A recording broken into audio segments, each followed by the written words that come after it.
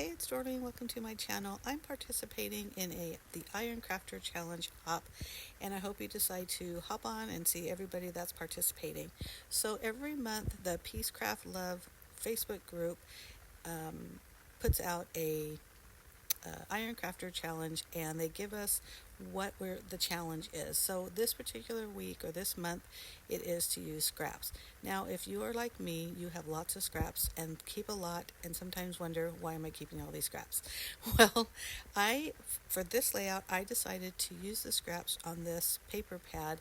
So I have been working on an album for a marathon that my family and I do, and this is the last page. So I have lots of scraps, and I'm going to try to use as many as I can. So what I decided is I was going to make this layout a grid layout.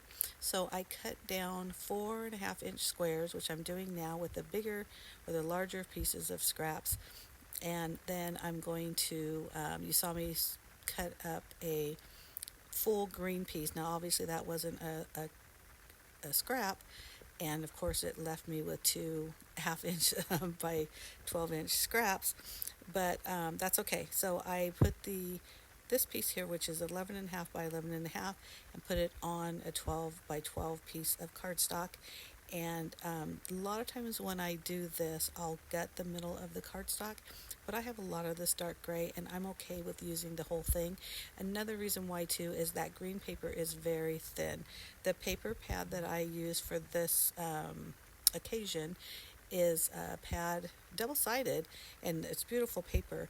It's a pad that we got from Walmart, which again, beautiful paper, and I'm happy with it, but it is pretty thin. So I didn't want to gut the middle because I felt like it wouldn't leave enough stability for the page. So when I decided to do the grid layout, I really should have thought twice about that, because the pictures that I'm putting in these squares are pretty large, which you can see there. But you know what? It works, and I think it's fine. I did cut some of them down, the photos down a little bit, but unfortunately most of the photos had the information I needed it, and I wanted it, and I didn't want to trim it down, so I had to leave them the size they were. So once I included, or I adhered down the 4.5-inch square, I forgot to mention I did end up cutting a 5 by 5, four of them squares, and just because, why not? Again, I'm trying to use most of the paper from this pad, especially the scraps, because I don't want to end up with a bunch of them, and I don't really want to toss them either, because the paper is just really pretty. So here I am just adhering them onto the layout. Now you probably noticed that the grid squares are not straight, and I did that intentionally. Now, even though I do have a T-square ruler, I feel like nothing is ever straight. So sometimes I'll adhere things wonky on purpose. So on this picture, I decided to mat it with a piece of that gray scrap, because it was a lot of writing on the photo, and then you can tell that there was a lot of writing also on the pattern paper. So I really like that. It really kind of set it apart from that paper. So again, I knew it was going to be there, so I just went ahead and adhered it down. Matter of fact, as far as the photos, I just went ahead and adhered them because I knew that's where they were going to be on the layout. A lot of times with my embellishments, I play around with it first before I start adhering, because I'm not really sure what the placement. But like I said, these photos I knew for sure where they were going, so I went ahead and placed them where they needed to be. Now I'm going to talk a little bit about this this hop that we're doing.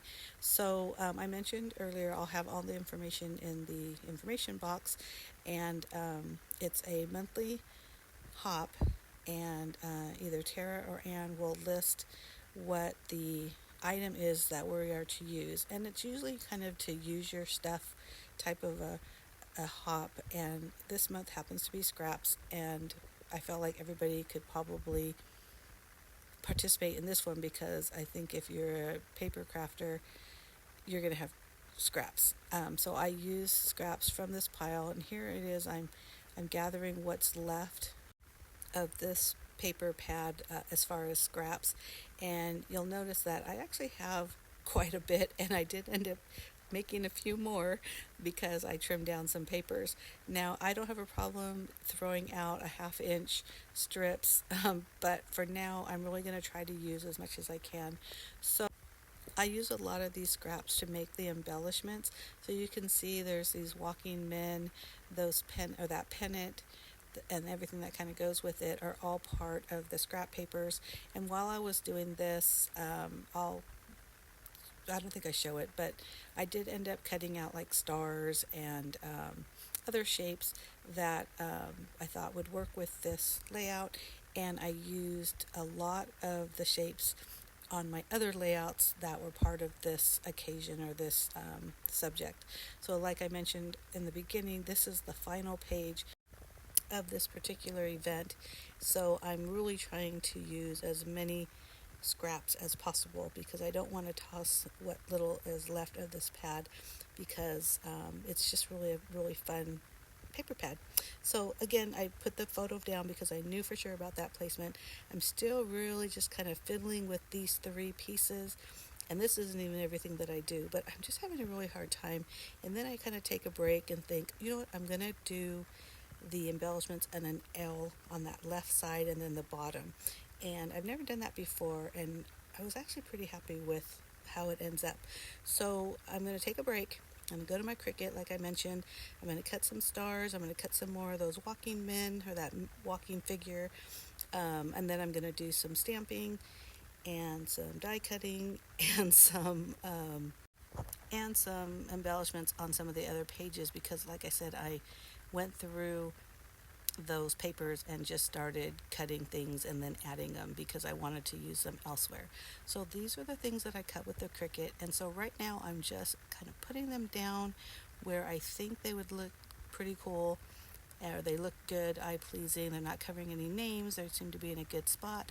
I'm happy with that. I did not adhere them, but I'm going to put it aside because now I'm going to take some just white scraps that I have on my desk, and I mentioned before I'm going to do some stamping and die cutting and just kind of making more embellishments. So this stamp set is from Close to My Heart, and as you know that they went out of business, and so I got those on like super cheap, and I was so happy with it because we are a sports family, so I know they're going to get used, if not for just this layout, but for just any of our layouts. And also they really could just be for anything, just walking, just hiking, just really pretty much everything. So the small Sizzix machine I purchased earlier, I think it was right around Christmas, because I've been wanting one, but I didn't want a really big one, and this has been something I've been using a lot of, so I was really happy with that.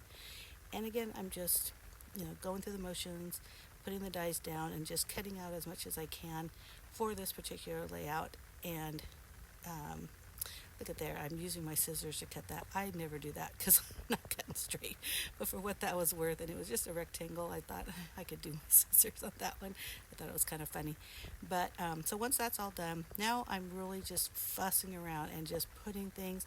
I'm really loading that left side, loading that bottom until I feel like, okay, that's pleasing to the eye and it's not too much, but it's just enough. So once I do all that, I'm speeding through this. Sometimes when I'm filming these voiceovers, I think, man, I really wish I could finish something that fast because, well, look at that. It's a time saver. Oh, and also that circle that I made with the Cricut with the print and cut.